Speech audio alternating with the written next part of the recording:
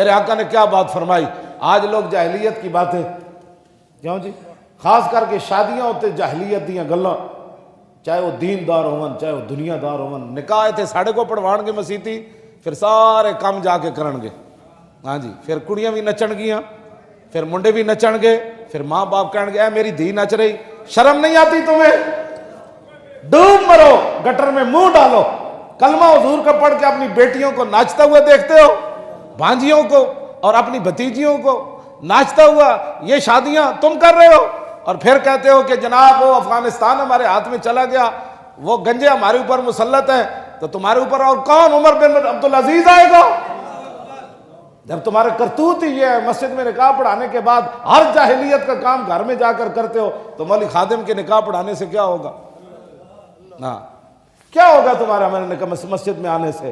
حق, اقبال کہندا حق را بسجود صنما را بطوافے, بہتر ہے چراغ حرم و دیر بجھا دو. کہنے لگا اے کیڑا مسلمان ہے, مسیتی آ کے اللہ نو سجدے کرنا تے اوتے مندر جا کے ٹل کھڑکاندا, ایتھے اسلام دیاں گلاں کردا, باہر جاہلیت دے گلاں کرنا. ایتھے اسلام دا بڑا جناب پابند ہے تے گھر جا کے ہر شے اسلام دی بھول جاندا. اقبال کہندا بہتر ہے ایو جے اسلامی تو مسلمان ہون دا دعویٰ نہ ہی کردا. کیوں جی؟ ہاں جی, میں نہ خوش و بیزار ہوں مرمر کی سلوں سے, میرے لیے مٹی کا حرم ایک اور بنا دو. اقبال کہندا میں مسجد گیا, ٹیلاں لگیاں, قالیناں بچیاں, تے مولانا نو مسجد دی کمیٹی ہے کہہ رہی مولانا لبیک دا نعرہ لایا, یہ تے سیاسی نعرہ ہے. ہاں مولانا لبیک کا نعرہ لگایا آپ نے, یہ تو سیاسی نعرہ ہے. آپ نے لبیک کے بارے میں بات کر دی ہے تو آپ نے تو سیاسی گفتگو کر دی. اقبال کہتا ہوں میں نہ خوش و بیزار ہوں مرمر کی سلوں سے, میرے لیے مٹی کا حرم ایک اور بنا دو. کہنے لگا وہ چودھری دے پیسے نہ ہی لگ دے مسیت اتے, اور نویاں قالیناں نہ ہی بچ دیاں, اور آلہ ٹیلا نہ ہی لگ دیاں, اور اے سی نہ ہی لگ دے, کچی مسیت ہوندی کم از کم مولانا حق دی گل تے کر دے کم از کم. ہاں جی سبحان اللہ. ہاں جی, اس واسطے یہ ساری باتیں تباہی اور بربادی پھیر کے تو بچیوں کے بارے میں تم اتنے بڑے ظلم ہو جائیں تو پھر وہ وزیر جو ہے وہ ماننے کے لیے تیار نہ ہو. ہاں جی, حضرت عمر نے ہی فرمایا نا کہ مجھ سے پوچھا جائے گا بکری کا بچہ پیاسا مرے گا, تو ظاہر بات ہے اس علاقے کا گورنر بھی ہوگا, اس علاقے کے اور بھی ذمہ دار ہوں گے, بڑے بڑے عہدیدار ہوں گے. لیکن حضرت عمر یہ نہیں فرمایا کہ عمر اتنے بیٹھا ہوئے تو گورنر کو پوچھا جائے گا.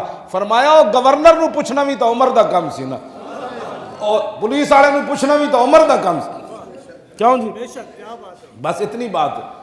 جے گورنر حضرت ابو موسیٰ اشعری جناب او دربان رکھ لون تے جڑے طائف آون او ذاتی سمجھتے حضرت عمر بلا لون, فرمایا کی گل کر دیو, اے طائف تے سرکاری ہو دین.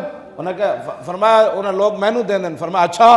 آپ نے اسے ویلے فرمایا لباس اتارو, اندر جا کے ٹاٹ پاؤ.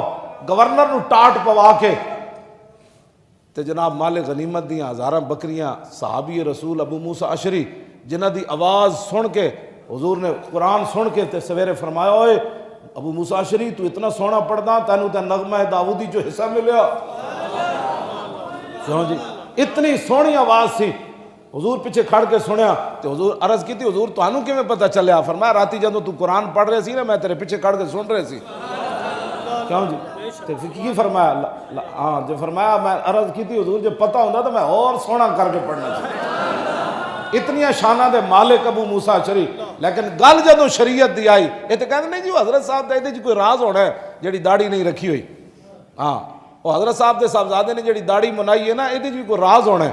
اور میں آکھا اتھے کوئی راز نہیں. حضرت عمر نے کیا صحابی رسول ہون تے جنہ دا قرآن سن کے حضور خوش ہون, جدو گل شریعت دی آئی تے گورنری تو لا کے ٹاٹ دا لباس پوا کے ہزارہ بکریاں اگے لائیاں. فرمایا جاؤ جا کے چراؤ. ابو موسیٰ اشعری تھوڑی دیر واسطے توقف کیتا تے حضرت عمر تاریخی گل کی تھی.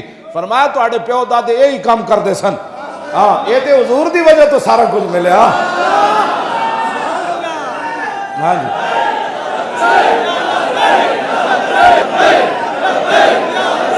توجہ توجہ توجہ.